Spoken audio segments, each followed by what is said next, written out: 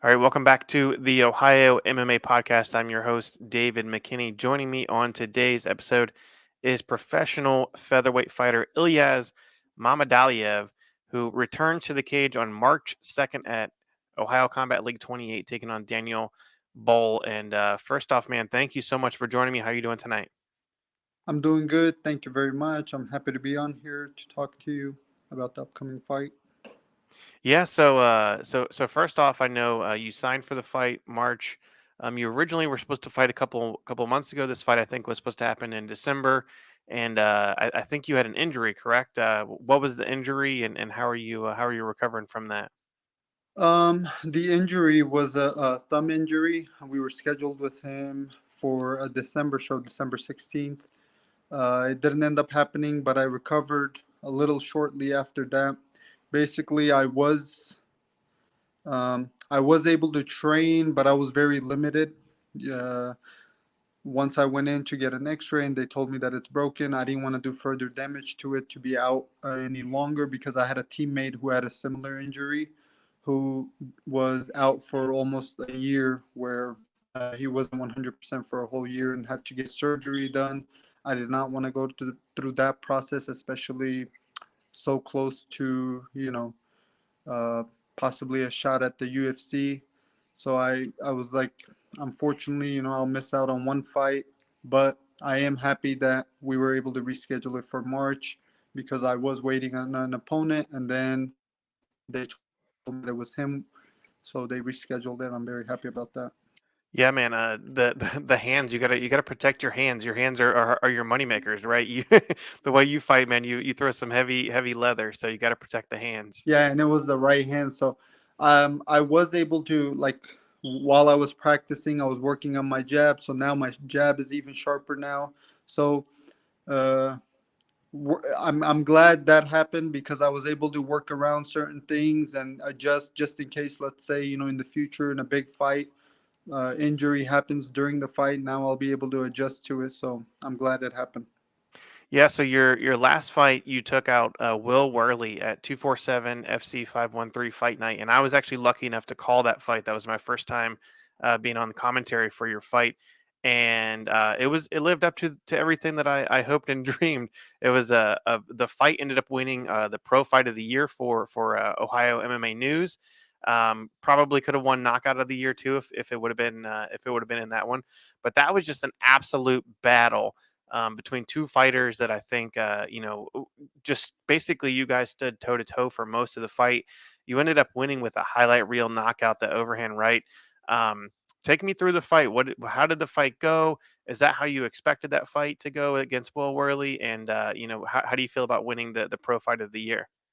It was, first off, I do want to say thank you for that award. I was very happy to win that because the only other time I had won an award was as an amateur in 2018. I was a male fighter of the year for a promotion I fought for back then. It was called Premier MMA.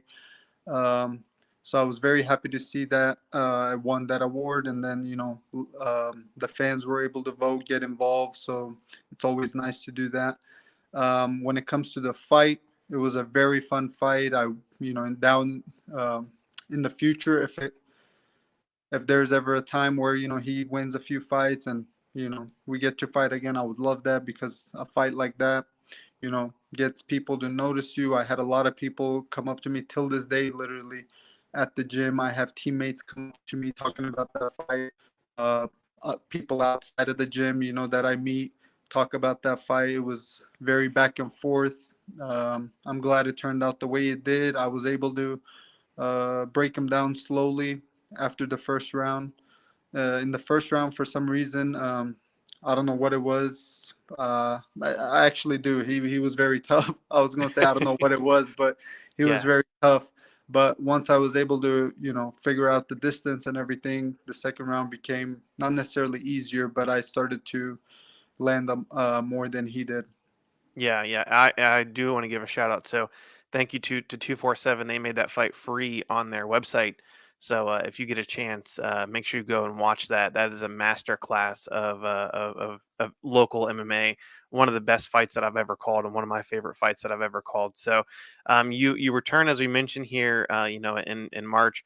One of the stories kind of heading into your last fight was you had a lot of canceled fights. And you look at your fights, you had entire cards that were you were supposed to be on that were canceled, a lot of fights canceled.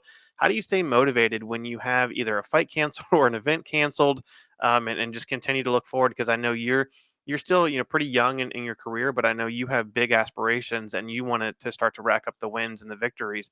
How do you still stay motivated when you have multiple fights in a row stay fall through like that?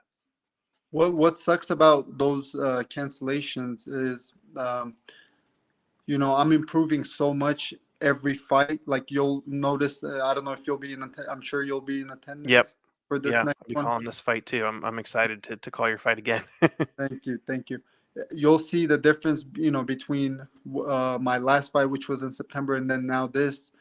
And it sucks. I was on Tapology yesterday counting how many fights had been canceled in 1 year, and there's times where I could have had 5 fights, 6 fights in 1 year, and especially right now when I'm at my best and slowly getting better and better, with each fight. That's why it sucks. So the motivation has really been to be in the gym to improve and to help my teammates, because although I haven't been able to fight, my teammates have been being active, they've been fighting. So I do the best to help them prepare, and I get to corner some of them. And basically, I'm doing the best I can. I can't, look at those situations and think, oh, okay, I'm injured or a fight got canceled or something. Even now, even when I'm injured now, I'm finding ways to train, you know, staying active at the gym constantly, because I know an opportunity will present itself, and, things sometimes happen. It's not in my control. A show getting canceled, fights getting canceled. It happens. It's part of the game. But I'm 25 years old, and you know, I'm living and learning through experiencing things. Yeah, and I know also before, I think it was prior to your last fight, you actually changed gyms. You stayed in the Vision MMA family, but I know you kind of went full time to the Vision MMA location in Cincinnati, training with Joey Patterson and Jeremy Pender and those groups. What made you make the decision to make that change? And are you is that still the main gym that you train out of? Yes, yes. I've been with them for my last 3 fights, actually. Okay. Seen a lot of improvements. I have nothing bad to say about, my old gyms. I've been to a lot of gyms in Ohio. I've trained with a lot of people. I know a lot of people although I am 25 years old, I have a lot of people that I know, whether it's pros, amateurs, and I like to help anybody out, whether it's in Ohio. Sometimes I travel to different states. I've been to PA, I've been to Kentucky, and, you know, even Arkansas, to train and get as much experience as I can. Uh, this gym, particularly, the reason I love it is it feels like a family for me. It is a family. Although it is a 1 hour drive all the way out there, it's definitely worth it, because if it wasn't a gym that was good, I wouldn't be driving 1 hour, just to get to practice. I go up there 3, 4 times a week. Um, and then there's another place I go for wrestling up in that area, a little bit closer though. So as long as the training is good and the people around me are good, they want good for me. I'm happy to be up there. Yeah, so I know you traveling a lot now. Yeah, I think you still live in the Dayton area, right? Is that Yeah, where you? Yeah, so you're traveling a lot. Do you have a day job that you do, or are you a full time fighter? What keeps you busy outside of fighting? I do work part time. I work in a hotel right now, but I am switching over to Amazon pretty soon. I'm actually going to go apply this week. Um, for now, I do have to work, just because, I want to be able to. Because with the sponsors, for example, I have a lot of sponsors, but some of them don't pay, on time, and I don't want to sit around and wait. If I'm not a very lazy person, so uh, Yeah. I like to earn on my own, and basically, for now I think after this fight, though, I have a lot of important people coming out to watch. I have an opportunity to change my life when this fight happens, so I'm very excited about this. And one other thing, you are you have a seem to have a big following. You mentioned you have a big support group. I know you're originally from Turkey, and talk a little bit about your support group and the fans. You have a huge following on social media, like I mentioned, and that was, I think, one of the things that led you to winning that pro fight of the year. But talk about kind of your support system and how that helps you. Even though you're still young in your fight career, how they help propel you. It helps me a lot because there's a large Turkish community in Dayton and in Ohio in general, and then in the U.S. they watch me, from all over. I have people that stay up and watch from Turkey and all kinds of uh, from all over the countries basically, and it's big help because it took a long time. I had to earn it. There was a lot of nights where I would stay up and watch certain people and see what they're doing right, make sure I was doing the right things because it's very easy to get distracted and be on a wrong path if you're hanging around the wrong people. I wanted to make sure, I stay true to myself, and I feel like those people connect with me and they like the fact that, I didn't change in any way because of, what I'm doing or how far I've come. So this is a big motivation for me to basically, there's not a lot of Turkish athletes in the U.S. Maybe three or four right now that are active. So I'm happy to be one of the more known ones. So I want to make sure I make those people proud, that are supporting me. Yeah, and I saw one of your sponsors is Truva Turkish Kitchen, and I saw it right. They're opening up. It's right by my work, and I got very excited for it. Tell me about them. I'm sure the food is amazing, right? Oh yeah, so I've been there before, and I've worked with a few restaurants, but I talked to the owner recently this week. I finally got to meet him because of, he's very busy. And then although it's close to the gym, I didn't really get to go up there and talk to him, but I got to meet him. We went to the new location. He showed me around. He will be attending my fight with his wife.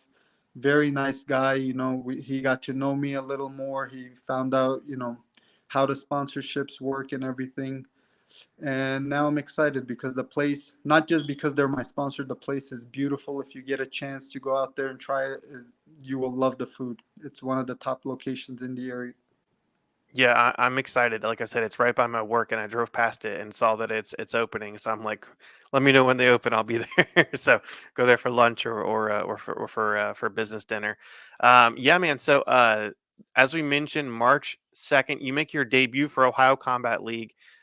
This is your second time fighting in Ohio in a row. Actually, early in your career, you didn't get many fights in Ohio.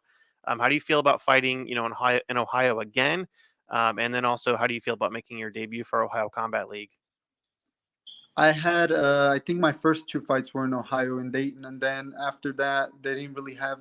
I know Ohio Combat League has been there, but I was kind of with Premier, so I was fighting in the Cincinnati area, Covington, Kentucky, actually. But I am very excited to fight here, especially with it being an hour drive for me. I love it when it's closer so that the people, because there's a lot of people that drive up to my fights. I've had people come up to West Virginia, and you know, this is this is awesome. This is an awesome opportunity for me because it's going to be close to home. It's with a big promotion. I think they're probably one of the biggest promotions right now in the area. So it'll be a good way for me to show myself to the new crowd there. I've had teammates fight there. I've attended their shows. I love, the shows that they put on. So I'm very excited to see how it goes. All right, and last question. So we're early here in 2024. You've already hinted that you have some pretty big plans for the year. So let's say we connect again in 1 year. We're looking back on what happened for you in 2024. What's the storyline? What happened for you this year, and what are we talking about in a year? So even the past show, the UFC show that just happened, um, I don't want to say it's easier to get into the UFC because obviously those people have to work really hard, and I know how easy it is to get distracted and not be consistent. That's where a lot of people. I was talking to my coach Jeremy yesterday too about it. How a lot of skilled guys, what they lack is the consistency, because they could be really really good, but if they don't show up, it doesn't really matter. You could be the best at anything. I personally, I will be very honest with you, my striking is good, but I'm not the best at a certain area. But one thing I do have, that most other people lack, is the fact that I, work really hard. Like I don't feel like I deserve this or deserve that. The mentality I have, I want to earn everything. Like I've never been given anything, and that's how I've been raised. If I want something, I have to earn it. So the UFC contract, if I have to earn it, and I have to stay active this year for that to happen. So that's the plan. I don't know what's gonna happen, in the next two fights, three fights. It's always important to win your next one. So I have to go out there, beat Daniel, and then we'll see what's next. But this is, I believe, going to be my best year yet. Okay. Yeah. Well said. I think that that sums it up perfectly. So, last but not least, I always give everybody the opportunity to give any shout outs, any mention any sponsors, anything else that you want to mention. Thank you guys, Ohio MMA News, because when you guys post me, it makes me happy because more people get to know me. I want to thank all the pages that post me, anybody, any individual. All it takes is a simple, post on your story to show support to the fighters. Yeah, I want to wish luck to all the fighters fighting on the shows, whether it's on the show that I'm fighting on, any shows that, are upcoming that you're going to be interviewing those fighters. I wish them all the best. This is a very tough sport, one of the toughest sports, I think. Um, you know, so with the sponsors, if anybody is interested in sponsoring me, if they see my fight, they like it. If I put on a show, which you know, whether it was amateur career, pro career, I don't want to say always, the only times I don't receive fight of the night is when it's a loss, but usually when I win, it's a fight of the night. I steal the show. That's what I'm going to try to do this time. So I hope you guys enjoyed the show. Thank you to all my sponsors, because I get to do what I love.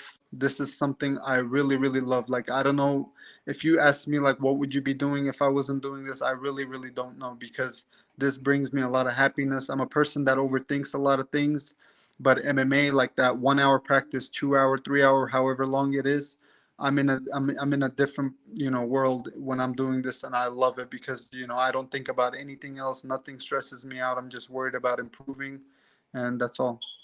That's great. Yeah, that's a perfect, I think, summation of why a lot of fighters do it, and what really draws a lot of people to the sport.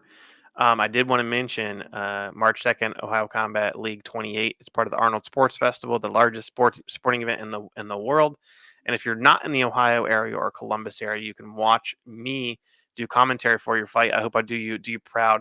Like I said, I get giddy when I get to call your fights now that I'm so excited. I think it's gonna be a great fight and a great night of fights. The fight card is fantastic so far. Maybe the best that Ohio Combat League has put together. I think so Since too. yeah, I think so. yeah, This is since an since they've incredible been. card from bottom to top. I'm very excited about the main event. That's going to be a really good show. I'm going to stay to watch. I don't know if I'm going to be co-main event or starting off the main card. It doesn't really matter. I'm going to stay to watch the whole show. I hope the fans stay and watch the whole show, because it's going to be an incredible night. Yeah, so if you're not local and you want to be able to still watch the fight internationally anywhere around the world, we it'll be on combatsportsnow.com. I'll make sure I post all the links and everything. And thank you so much, Ilyaz, for joining me. This has been a fantastic interview, and I really enjoyed talking to you. And I'm excited to catch up with you at the fights. Thank you very much for having me. Yeah, thank you. Have a great luck in your fight, and we will be back next week with another episode.